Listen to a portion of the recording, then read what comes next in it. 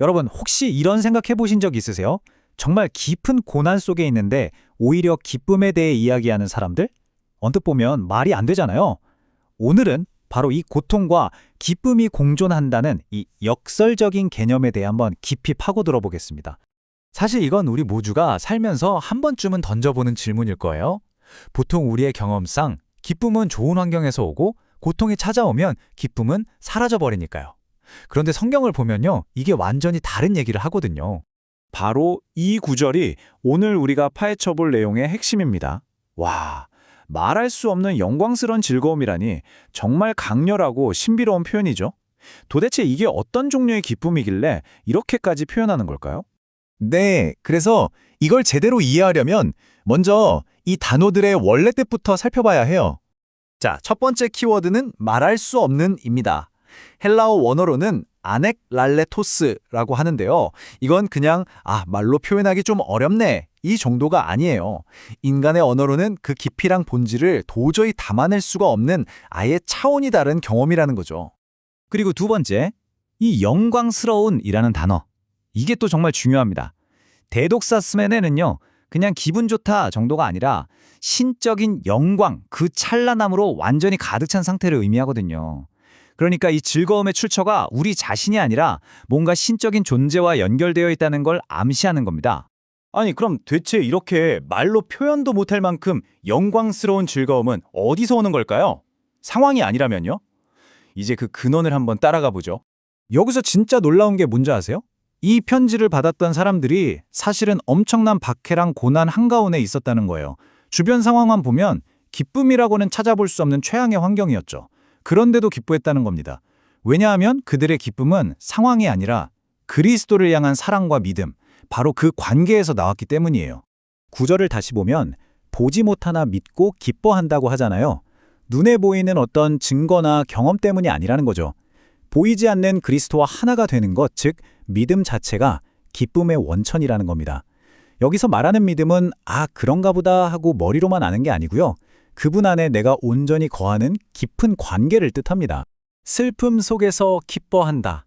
이건 세상의 논리로는 정말 설명하기 힘든 역설이죠. 어떻게 이 서로 반대되는 감정이 한 사람 안에 같이 있을 수 있는 걸까요? 자, 이 표를 보시면 그 차이가 확 들어오죠.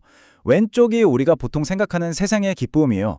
조건적이고 성공이나 인정 같은 외부 환경에 따라 왔다가 사라지죠.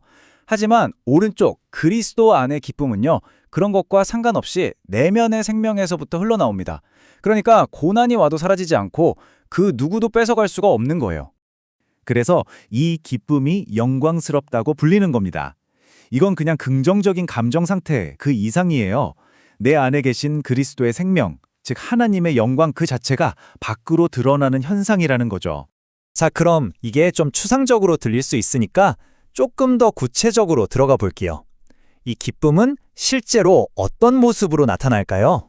네, 이 기쁨은 크게 세 가지 특징으로 나타나는데요. 바로 연합의 기쁨, 확신의 기쁨, 그리고 영생의 기쁨입니다. 이 세 가지가 다 연결되어 하나의 실체를 이루고 있어요. 첫 번째, 연합의 기쁨. 이걸 가장 잘 설명하는 게 바로 이 구절이죠. 이제는 내가 사는 것이 아니요 오직 내 안에 그리스도께서 사시는 것이라. 그러니까 나라는 옛 자아 대신에 그리스도가 내 안에서 사실 때 바로 거기서부터 세상이 절대 줄 수 없는 기쁨이 흘러나온다는 겁니다. 그리고 두 번째, 세 번째 특징도 여기에 바로 연결돼요. 내 구원이 확실하다는 그 어떤 것에도 흔들리지 않는 믿음에서 오는 기쁨, 그리고 하나님을 더 깊이 알아가는 것 자체가 바로 영생이잖아요. 이 알미 깊어질수록 기쁨도 함께 깊어지는 거죠. 자, 지금까지 이 특별한 기쁨의 본질과 근원, 그리고 특징까지 쭉 살펴봤는데요. 이 모든 이야기는 결국 하나의 아주 중요한 질문으로 우리를 이끌고 갑니다. 핵심은 이겁니다.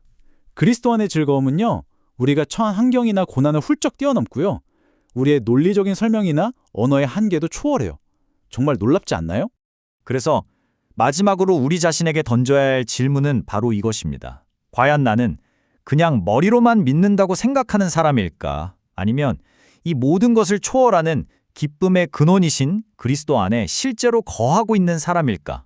소스에 따르면 바로 이 질문에 대한 답에 따라서 우리가 오늘 이야기한 이 말할 수 없는 영광스러운 즐거움을 진짜로 경험하느냐 아니냐가 결정된다고 볼 수 있겠습니다.